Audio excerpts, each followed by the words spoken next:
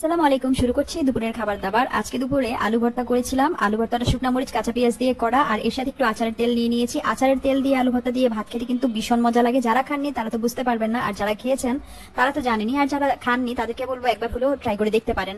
আচারের তেলের সুন্দর একটা ঘ্রাণ আর আলু ভর্তা দিয়ে বেশ কিছুটা ভাত খেয়ে নিয়েছি। এরপর হচ্ছে শুটকি ভর্তা। শুটকি ভর্তাটা যা হয়েছিল না, এটা পুঁটি শুটকির ভর্তা, অনেক বেশি মজার ছিল। তো প্রথমে একটু খেয়ে নিতেছি, আর ভর্তাটা অনেক অনেক মজা হয়েছে। শুকনা মরিচ দিয়ে আর রসুন পেঁয়াজ দিয়ে করা, একদম মাখা মাখা, আর ঝালটা আমি মোটামুটি দিয়েছি, খুব বেশি দেইনি। খেতে কিন্তু ভীষণ মজার লাগতেছিল। তো এই শুটকি ভর্তা দিয়েও বেশ কিছুটা ভাত খেয়ে নিয়েছি। এরপরে হচ্ছে চিংড়ি মাছের ভর্তা। আজকে কিন্তু ভর্তা ভাতই বেশি খাচ্ছি, আর ভর্তা আমার অনেক বেশি পছন্দ। তো চিংড়ি মাছের ভর্তা দিয়ে আরেকটু ভাত খেয়ে নিচ্ছি। চিংড়ি মাছের ভর্তাটা ছোট যে চিংড়িগুলো থাকে সেগুলো টেলে তারপর হচ্ছে রসুন তারপরে আদা এসব কিছু দিয়ে করেছি। আর ভর্তাটা খেতে কিন্তু দারুণ হয়েছে। ভর্তা সবসময় বরাবর আমার অনেক বেশি ভালো লাগে, তাই ভর্তা দিয়ে খেতে আমার অনেক মজা লাগে ভাত। তো এই তো ভর্তা দিয়ে খাওয়া শেষ করে এখন হয়েছে ডিম ভুনা নিয়ে নিয়েছি। আজকে ডিম ভুনা করেছিলাম ভর্তার সাথে। তো ডিম ভুনাটাও অনেক বেশি মজার হয়েছিল, একদম ঝাল ঝাল করে কষা কষা ডিম ভুনা, খেতে কিন্তু দারুণ লাগছিল।